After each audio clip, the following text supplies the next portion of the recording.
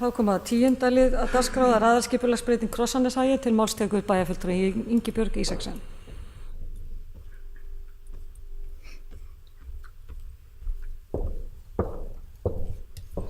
Forseti og getur bæjarfulltrúar.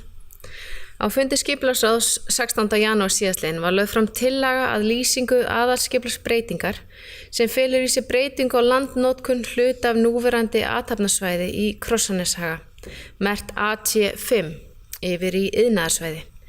Er að ræða svæði sem nær yfir lóðir í deiluskipulagi B-áfanga Krossaneshaga, það lóðir við Ægisnes og Sjafnarnes. Ástæða fyrir breytingunni að núverandi landnotkun á lóðum innan svæðisins samræmist betur iðnaðarsvæði, auk þess sem skortur á iðnaðarlóðum innan sveitarfélagsins. Takk. Bæjarfulltrúi Ingibjörg Ísaksen, lokið máls sínu, orðið laust.